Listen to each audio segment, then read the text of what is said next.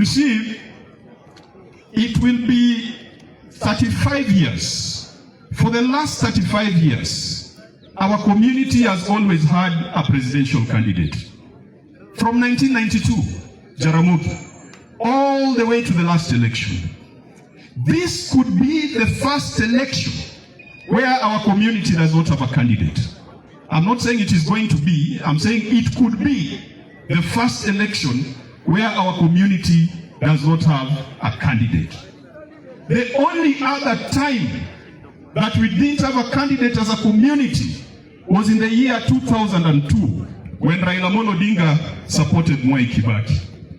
And for those who are there, our support for Moi Kibaki was an accident. And let me clarify why it was an accident. Raila took his party for the sake of national unity and merged with KANU. Mpaka watu wakasema, jogoo imemeza tingatinga. Raila became the Secretary General of KANU. He became the Minister of Energy. Adua Witi became the Minister for Planning. Orwa Ojwang and Peter Doyo became Assistant Ministers. Otieno Kajwang became the Secretary for Legal and Constitutional Affairs in KANU. Moi gave us a taste of government.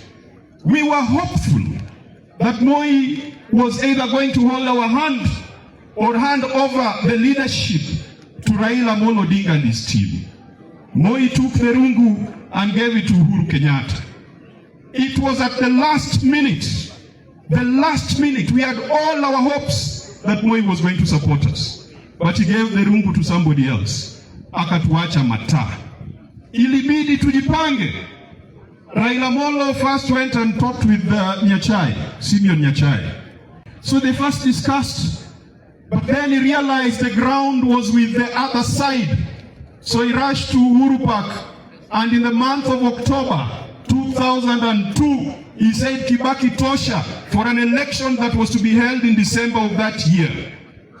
When he went there, he found all the positions had already been negotiated. The vice president was already assigned to Kijana Wamalwa. Senior positions had already been given. Martha Karua, Kiraitu Murungi, all those people, they had already taken positions.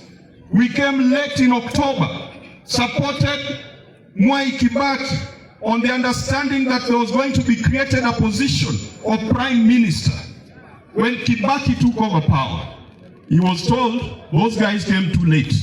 They did not help us in any way. They did not contribute to our victory. And that is why we were played. The position of prime minister was not created. What I'm saying with this long narrative is that even those of us in ODM, we cannot wait for 2027 to make up our minds. We must make up our minds early to avoid the situation we found ourselves in 2002. William Ruto has been good to us. He has given us positions just like Moi gave us. In fact, that time he gave Adua Witi planning. This time he has given us the national treasury and economic planning.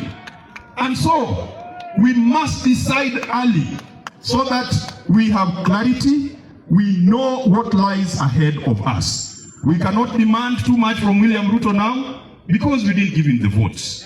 But if we are to give him the votes in 2027, we must agree on what our community gets. And what our community gets is not just about positions. It is not just about a deputy president. It must be anchored on a development agenda that is geared towards resolving the historical marginalization and injustice that this region has gotten. You see, it will be 35 years. For the last 35 years, our community has always had a presidential candidate. From 1992,